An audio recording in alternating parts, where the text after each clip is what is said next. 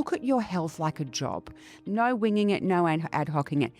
Get your food map for the week, what you're going to eat. Write down the list of these key foods, these top foods, and think, well, where are they going to go in my week? And then add them to your shopping list. And then look at your food every day and go, okay, great. Well, I've had my berries. I had some tofu at lunch. I had my nuts in the afternoon. I had some avocado, this morning on my sourdough. I've had my protein 3 times a day, and I always say, look at it like a job and look at taking care of your health like a job.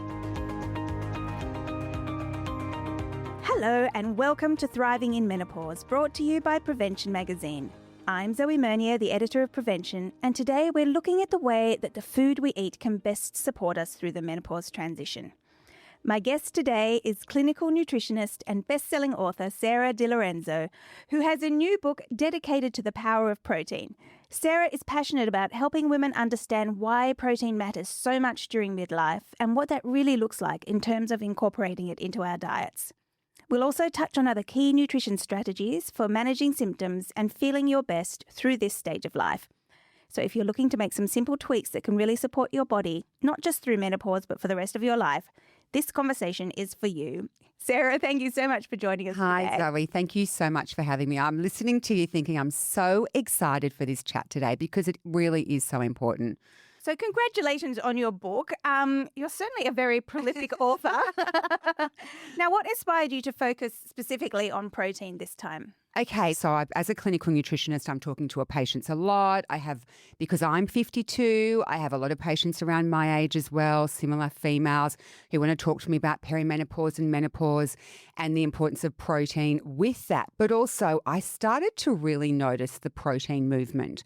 And a lot of people, not even like midlife women, but a lot of people were just asking me about protein. And then I sort of remember strolling through the supermarket and looking at protein with soy milk, protein with yogurt, protein with Wheat Bix. And everywhere I was looking, I was just saying protein, protein, protein. And then I discovered there was quite a lot of misinformation or dated information out there. And then I just started listening to more experts in the field who had done the latest research. And I thought, okay, I actually need to address this in a bigger space. I just thought I want to present something evidence-based for my patients, for for women as well, especially to really understand the latest information because it's actually quite interesting. Yes, because I think everyone by now knows, yes, especially in perimenopause and menopause, we need to eat more protein. Absolutely. But I mean, that's such a sweeping statement. And I think a lot of us get confused by what that means in real terms. Yeah, absolutely. And that's why, and it's really interesting because when people say that, like, eat more protein, what does that actually look like?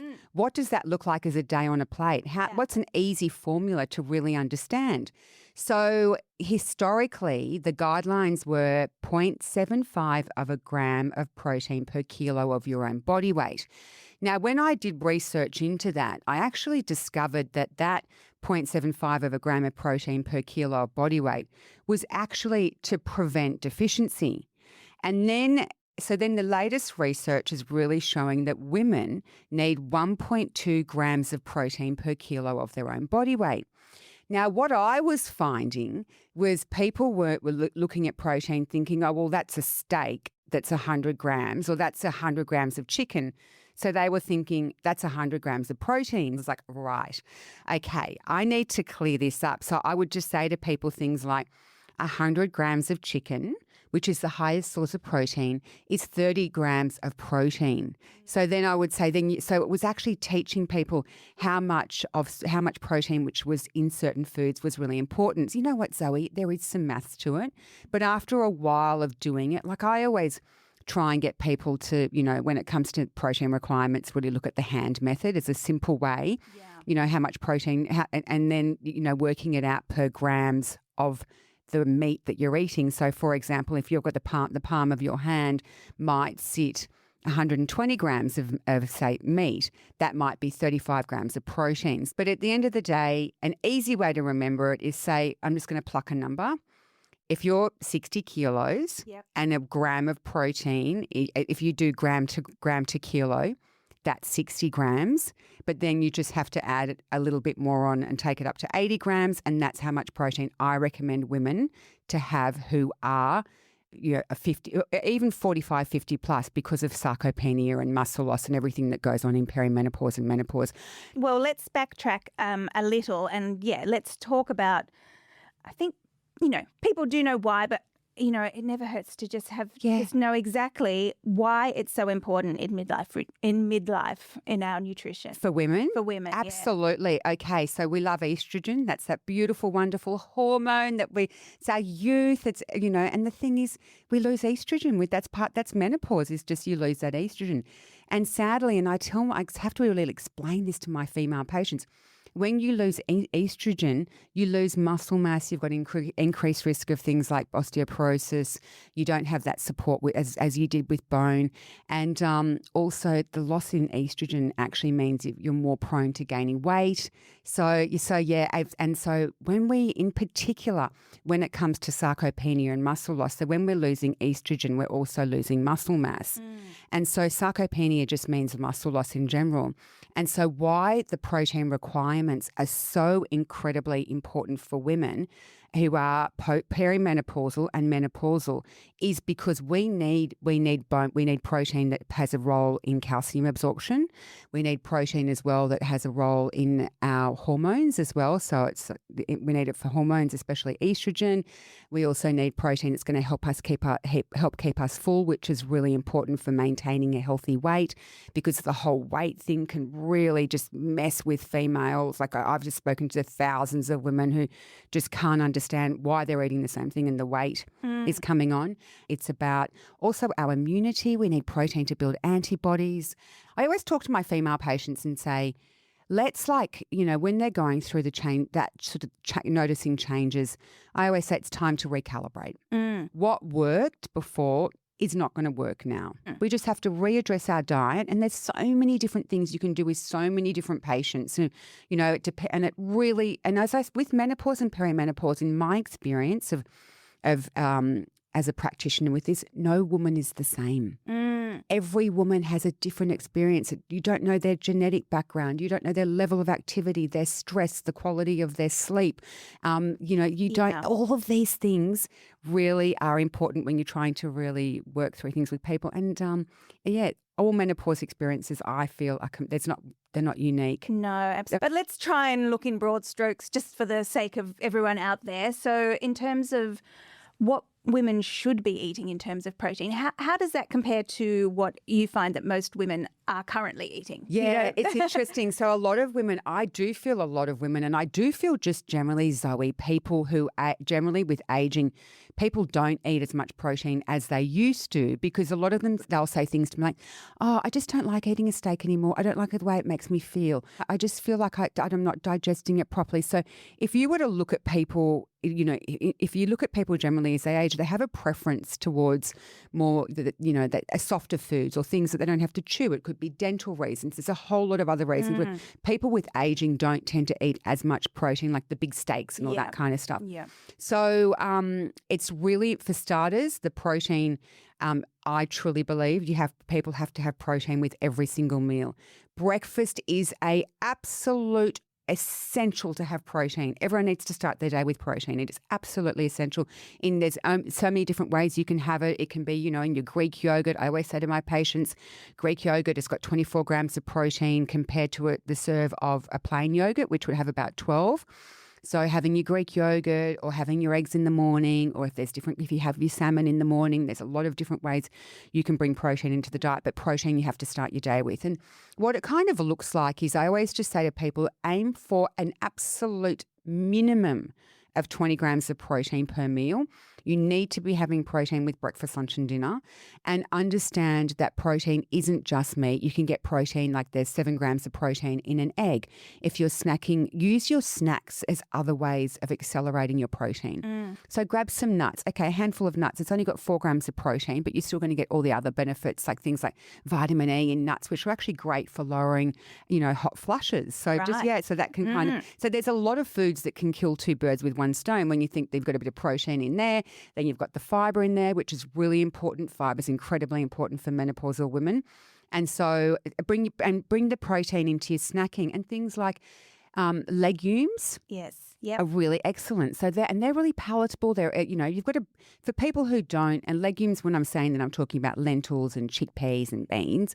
And a lot of people think, I don't want to have that because it makes me flatulent or it's going to bloat me. So for the people listening, embrace legumes, but when you start eating them, slow and steady, there is so many health benefits to it. And I think there's like almost 20 grams of protein in a cup of chickpeas.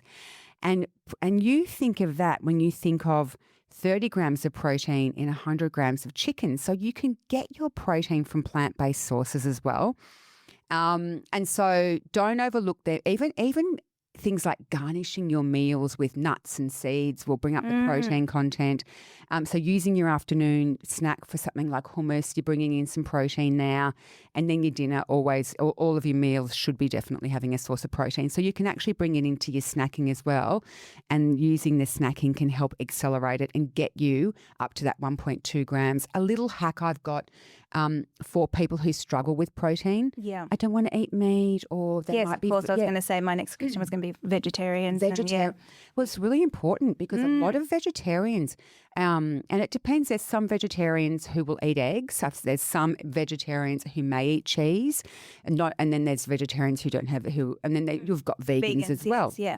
So tofu's amazing. So 100 grams of tofu would be sitting around 18 grams of protein. So tofu's great. The thing about tofu is you can have double the amount because it's quite light. I mean, and it's very filling. And plus it's got the phytoestrogens in it, which we really need to mimic estrogen in menopause. So that's another great food. Definite plus. Definite plus. Again, it's got two functions. And so I always tempeh is a bit of a tricky one because it's got a texture to it that a lot of my patients go, I don't want to eat tempeh, I don't like the texture.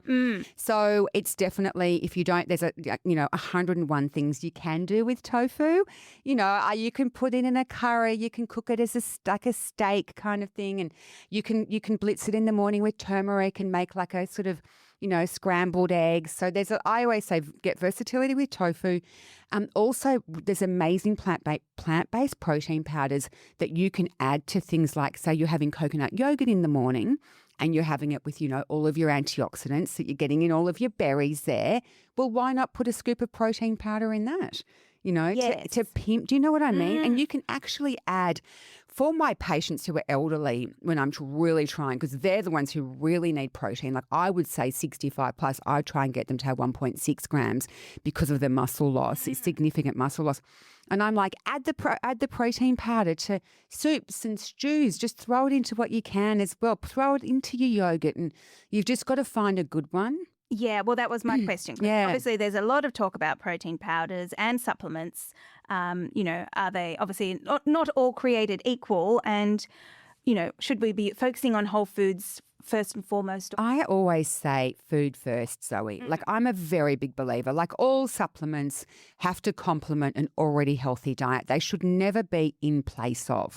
And I always encourage people to find a way around things and bring in food first. But I do feel that there is some incredible supplements that I take supplements to support you, to help boost my diet, where I feel like, I might, feel like I'm, my immunity is a bit lower. I'm a little bit stressed. So I'll take a bit of extra vitamin C, or I haven't had as much fatty fish that week. So I might take a little bit of omega-3. So, and I haven't been in the sun because I've been writing books, and I'll take some vitamin D. And I just, so there's a lot of things, right? Yeah. But when it comes to looking for stuff on the market, when it comes to powders, I always say to people, be really careful. And I know this is learn to read the labels, because I've got so many.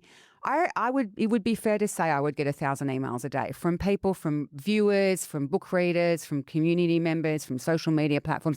What do you think of this? What do you think of this? Oh, I'm taking this protein powder.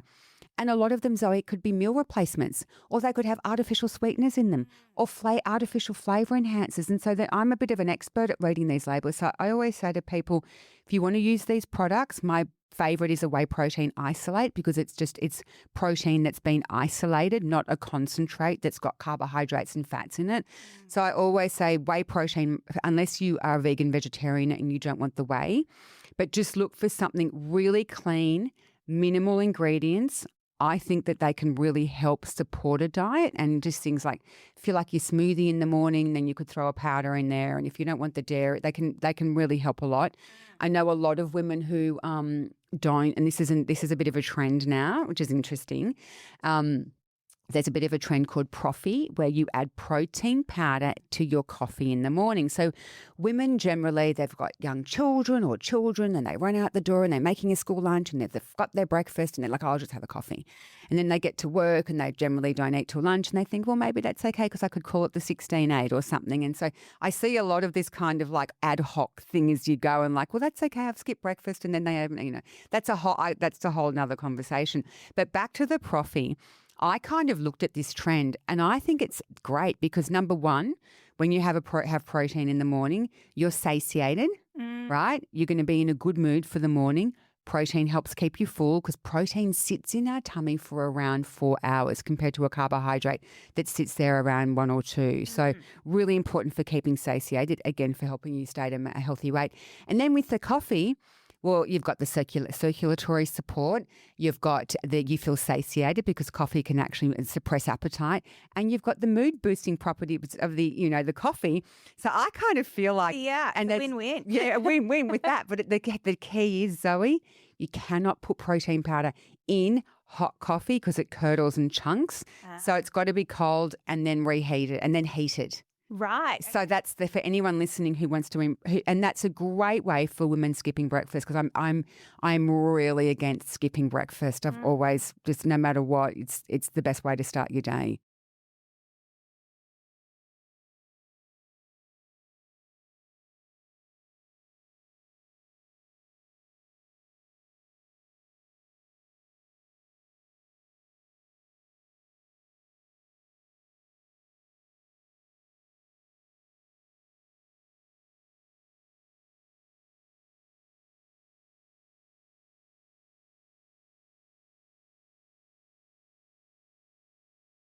So now you said that obviously spreading out that protein, you talked about that earlier, and you said obviously it's good for satiation. Is there any other reason that the timing, like why we should be having our protein throughout the day rather than, in a big meal, like in saying you just sit there and have one big meal? Yeah.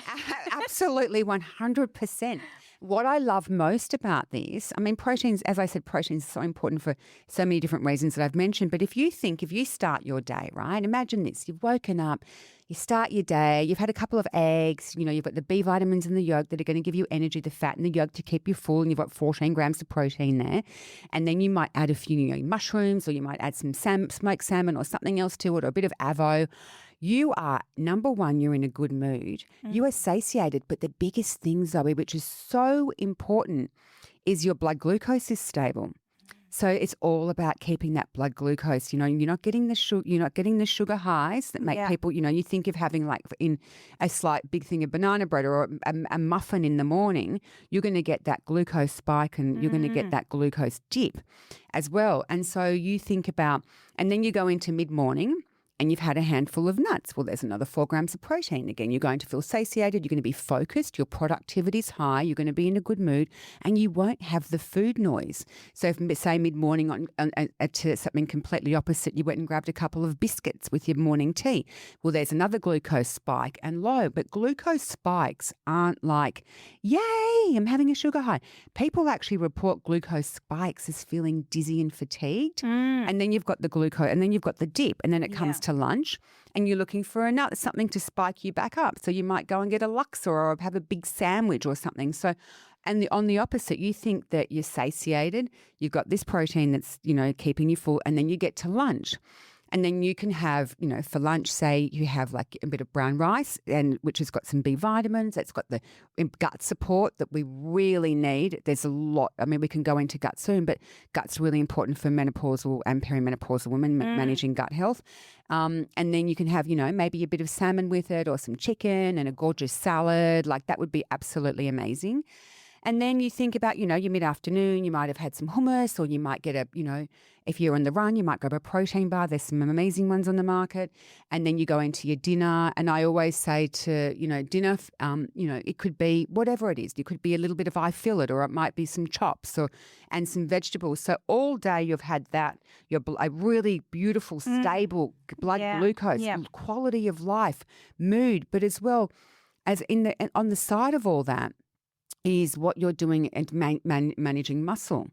And the thing about muscle for us, as I mentioned before, not only is muscle incredibly important for growth and development and production of hormones and immunity, etc., as I mentioned, muscle regulates our blood glucose. So when we're taking care of our muscle, it's managing our blood glucose, which is in turn keeping our blood glucose low and actually helping us to maintain a healthy weight, because we're constantly, muscle's active tissue, right? Yeah. So it needs calories. Yeah. So when we're sort of supporting muscle and exercising and all that kind of stuff, but supporting it with protein, the muscles, do you see? It's really important for maintaining a healthy weight, because the muscle is using calories. It's active. So it's kind of like a whole thing. So protein with every meal. Absolutely. Yeah.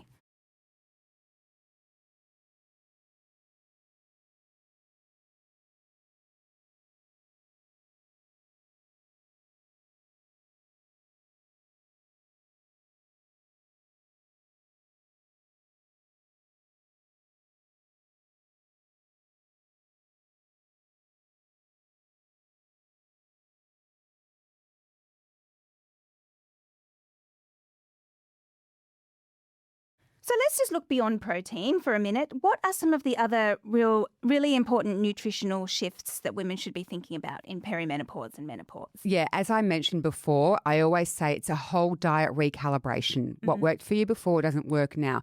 But what I really want to explain to women is we are different now. And, there's a lot of acceptance that is you're not going to accept who you are now. Like, yes. stop comparing yourself to your 20-year-old. You're not, and I'm like, you know what? I have this whole, and I feel quite strongly about this, like when women come and see me and they're like, oh, I want to be 50 kilos or I want to do this. And I'm like, well, you're 68 kilos. Your body's different now. And I, as a clinical nutritionist, everything I eat, I think, how is this going to benefit my body? How am I going to support my health? How am I going to maintain my longevity, my gut, my liver, my heart? How is everything I'm doing going to support myself? And I say to women, sometimes you have to get rid of junk food, fatty food, refined food, alcohol, lollies, cakes, biscuits. Alcohol to a minimum. New research is 2 drinks a week, not the 7 units a week, which is what the guidelines were. So you have to get all of that stuff out of the diet. Now, occasionally, if you had that, who cares? That's being living, like, moderation with all that kind of stuff. Like I always just, you have to still have fun and go to restaurants and enjoy life, but that should just be at a minimum. And then for the majority, it is that focus. Now, first of all, as I mentioned, number 1, protein with every meal. Think about your phytoestrogen-rich foods that mimic estrogen. So as I mentioned, things like flax seeds, add them to smoothies, throw them over your salad. They're amazing. Put them into some baked goods. You can make flax meal out of them, tofu, edamame, soya products. They're actually mimic estrogen. So think about where you can bring those into your diet for starters. Yeah.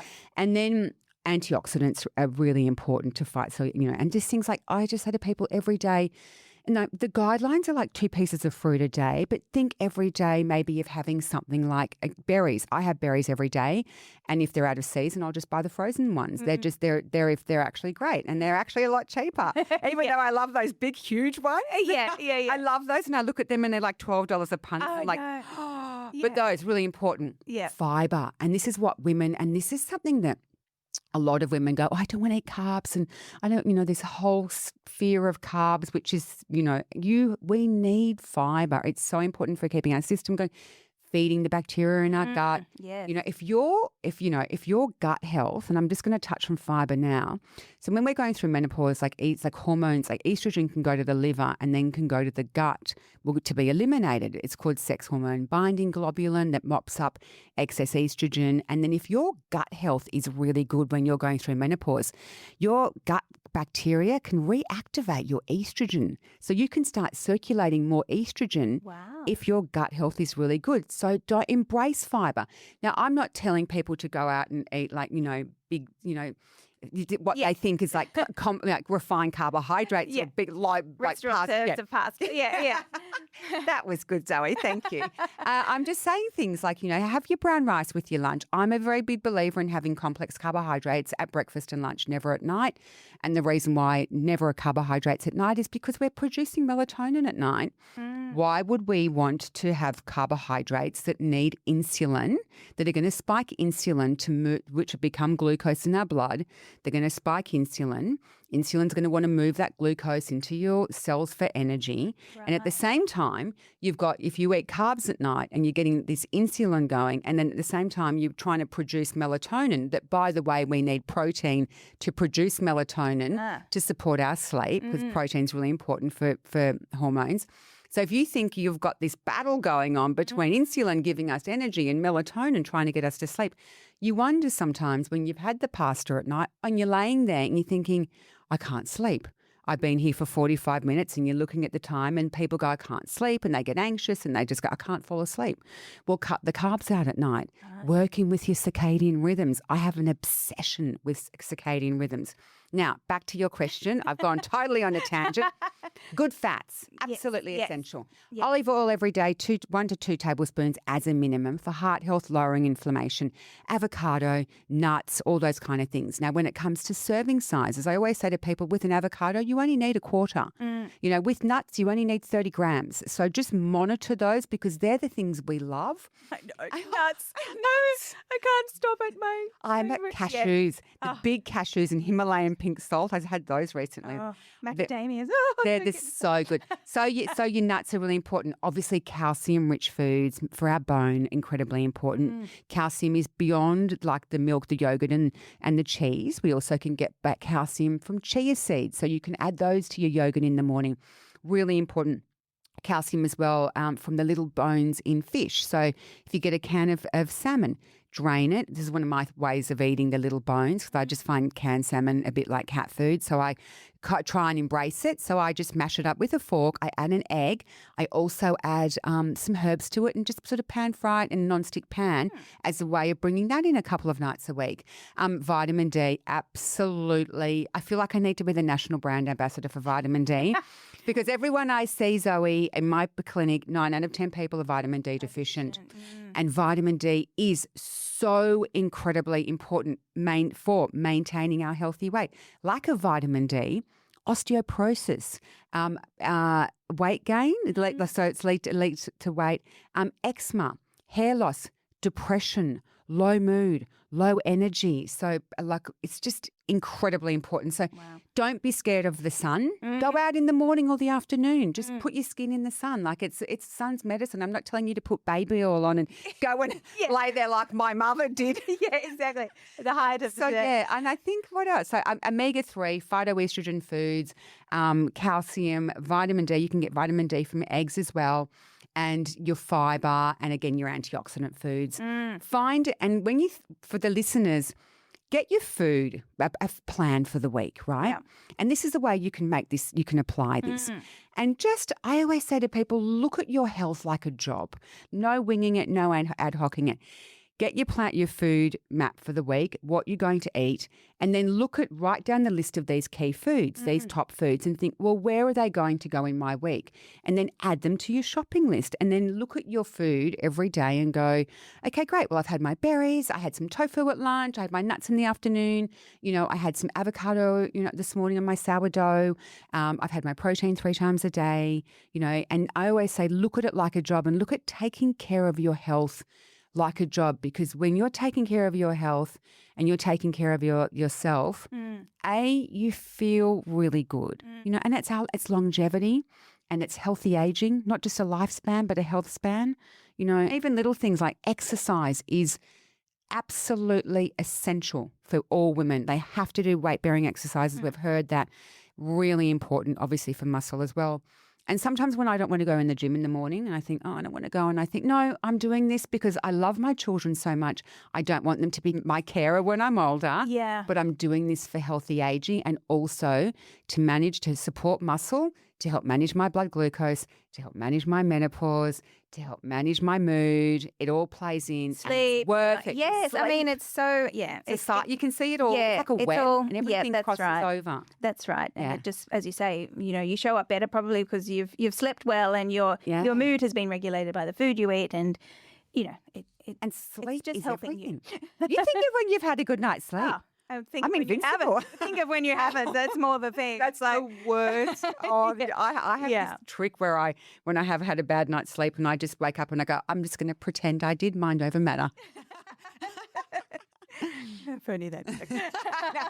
It works for a little bit, but anyway, it's positive. Well, look, unfortunately, that's all we have time for today. I'm sure we could sit here and talk about this for absolutely. hours. But Sarah, thank you so much for joining us Thank today. you. So much practical information. Thank you, Zoe, so much for having me. You could tell I would be sitting here probably tomorrow still talking. Thank you for having me. And I hope you listeners found today's chat with Sarah Di Lorenzo as insightful as I did. Protein really is one of the unsung heroes of midlife health, and Sarah's practical tips make it so much easier to build into everyday life. You can find her new book on protein wherever good books are sold. Thank you for joining me on Thriving in Menopause. If you enjoyed this episode, please share it with a friend who might benefit, and don't forget to subscribe so you never miss an episode. And for more great advice at living your best life at midlife, be sure to pick up a copy of Prevention magazine. I'm Zoe Mernier. See you next time.